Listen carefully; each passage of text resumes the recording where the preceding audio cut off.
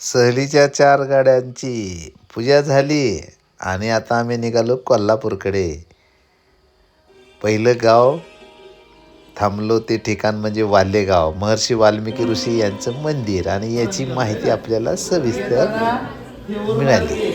Solapur road, सोलापूरवरून Uruli कांचनवरून वाटेत एक railway gate दिसले आणि तिथून एक भरधाव वेगाने जाणारी रेल्वे. मुलांनी ती रेल्वे पाहिली आणि खूप आनंद झाला.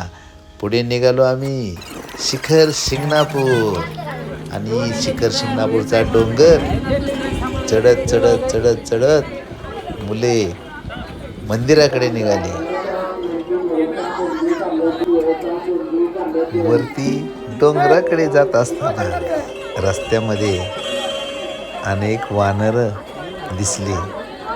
काय मुलांचं छान मनोरंजन झालं. मुलांनी या वानरांना खाऊ दिला.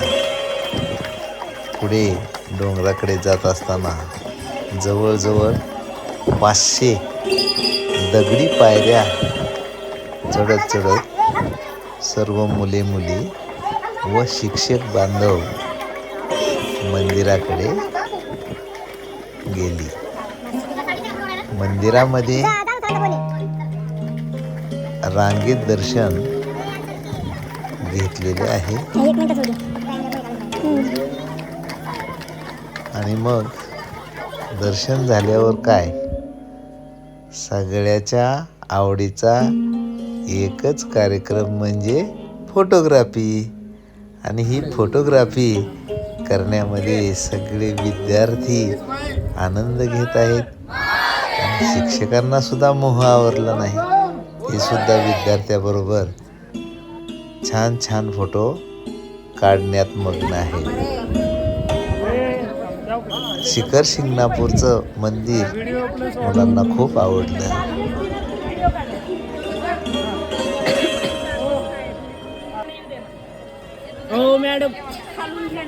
चला तर मुलांना, आता आपण जाणार आहोत गोंडवलेकर महाराजांच्या मठामध्ये.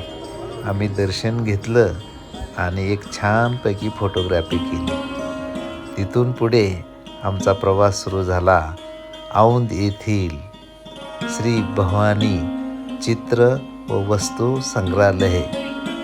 अर्ध्या पाऊण तासामध्ये सर्व विद्यार्थ्यांनी हे संग्रहालय पाहिलं. तिथल्या वस्तू, तिथली चित्र, ऐतिहासिक वस्तूंचा संग्रह अतिशय छान असा आवडला. आणि मग सगळेजण नेहमीचा कार्यक्रम म्हणजे फोटोग्राफी. सर्वांनी फोटोग्राफीचा मनमुराद आनंद घेतलेला आहे.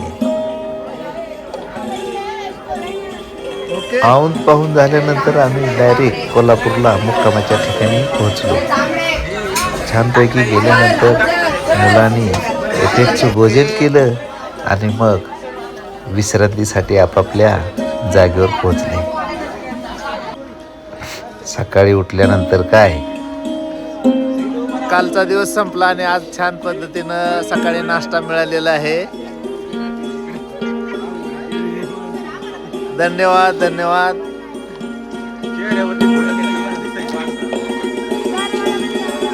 इकडं किचन व्यवस्था अतिशय छान शिवले पाटलांनी केलेली आहे.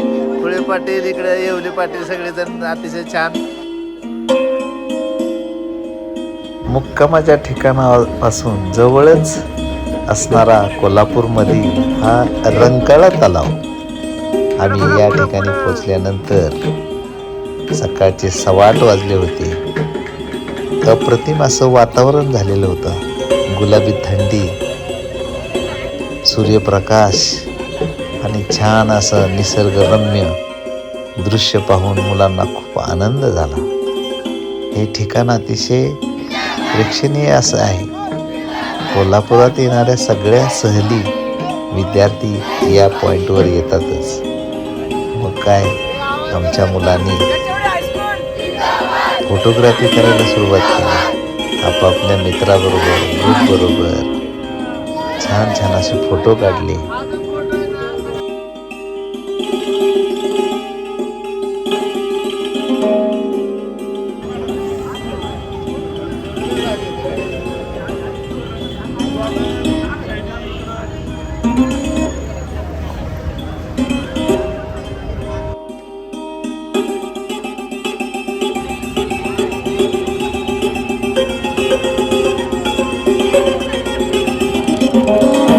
महालक्ष्मी मंदिरात आल्यानंतर सर्व विद्यार्थ्यांनी रांगेमध्ये छान असं देवीचं दर्शन घेतलं आणि बाजूच्या परिसरामध्ये प्रसाद खरेदी केला आणि पुढे आम्ही पुढच्या प्रवासासाठी निघालो आहे.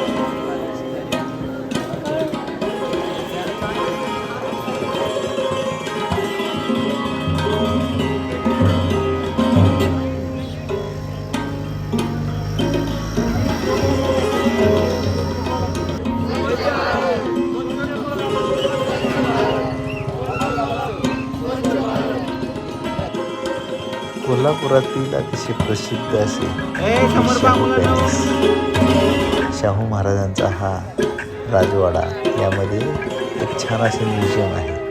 शस्त्रास्त्र आहेत, चित्र आहेत, मौल्यवान वस्तू आहेत. हे म्युझियम पाहून मुलांना खूप आनंद झाला, इतिहासाची माहिती मिळाली. राजवाड्याच्या बाहेरील भागामध्ये खूप छान अशी बाग आहे आणि या बागेमध्ये सर्व विद्यार्थी, शिक्षक थोडा वेळ विसावलेले आहेत. मग सगळ्यांचा आवडता एकच कार्यक्रम म्हणजे फोटोग्राफी. ही फोटोग्राफी अतिशय छान पद्धतीने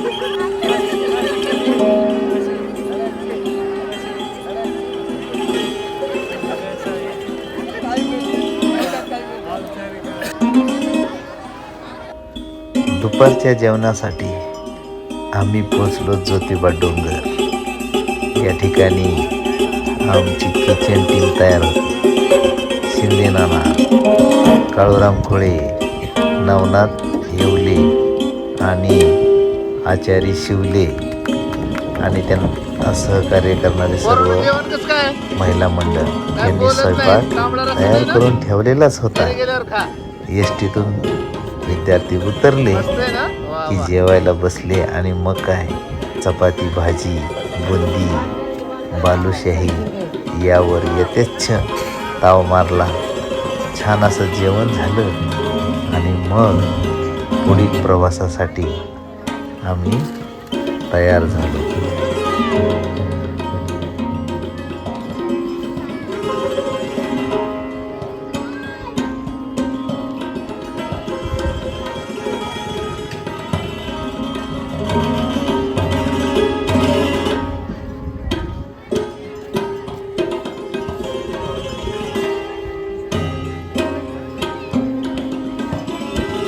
जेवण झाल्यावर आम्ही पोचलो पन्हाळा किल्ल्यावर.